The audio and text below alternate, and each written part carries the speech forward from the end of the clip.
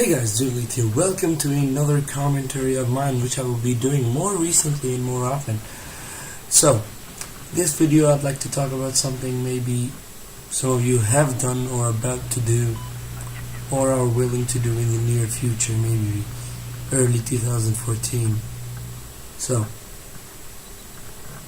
as you know, the PlayStation 4 and Xbox One came out. I know, it sounds stupid, but if we remember and just rewind back, go back when the first Xbox 360 came out, let's see what it had. It had a 256 megabyte hard disk drive. Yes, a hard disk drive, and it was very bulky. It had a lot of heating problems. It would heat up. Very loud heat, very loud, very loud fan noise, and there was no HDMI, no Wi-Fi, only Ethernet. So, and one more thing, it had the red ring of death, which is if you have a problem with your Xbox, there are certain codes. You press the sync and eject button, and this red ring of death will start flashing in numbers. A circle is 0, one flash is 1, 2 flashes is 3, 3 flashes, that's it. 4 flashes is 0. So anyway, and some of those red ring of deaths were very hard to fix, and some weren't fixable. Some were related to video problems, some to internet problems, some to hardware problems that you cannot fix. Maybe the optical drive or your hard disk is broken from day one. Now let's move over to the PlayStation 3 when it first came out. The PlayStation 3 also had no Ethernet. It had no Wi-Fi. I'm not sure. I don't think it had HDMI as well. Maybe it did, but I'm just not sure about that. I think it perhaps only had component. Yeah, it only had component. The first version only had AV and component, I believe. And there was this problem with it. There was a cell in the hardware that it was very hard for developers to program for. So people preferred the Xbox for indie games and other games, because it was easier to develop on. So, what if we just wait perhaps until next June or next year, end of next year, to buy the next gen consoles? Why is that? Because as of 1 week, about 17 PlayStations have faced something called the blue light of death. Not a blue screen, the blue light. People just purchased the PlayStation.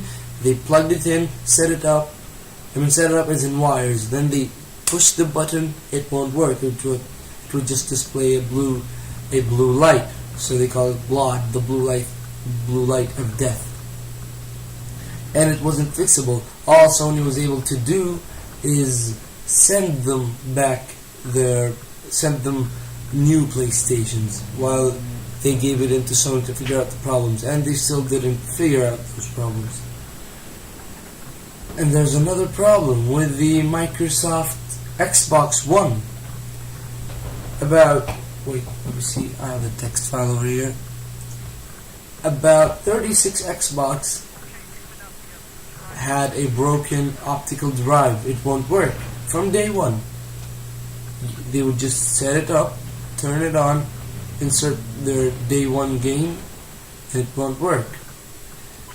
Another problem is with the PlayStation 4. It won't allow media streaming, media playing, not streaming, because it has Netflix and those stuff.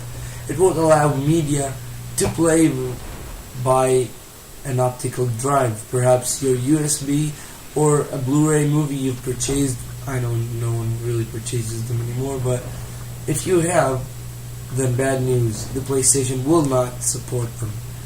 There is a late December rumored update, but still nothing official from Sony itself.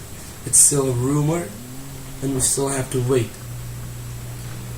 So, as I told you earlier, there might be problems and upgrades. So there might be a sooner upgrade, not a hardware upgrade. I mean, there could be hardware fixes. For example, if the model is 001, it could be model 002, but it's going to be the same look, just a different model number. Perhaps from the inside they have fixed maybe some hardware issues like the optical drive. And for other reasons, like the PlayStation, the software does not support the media streaming.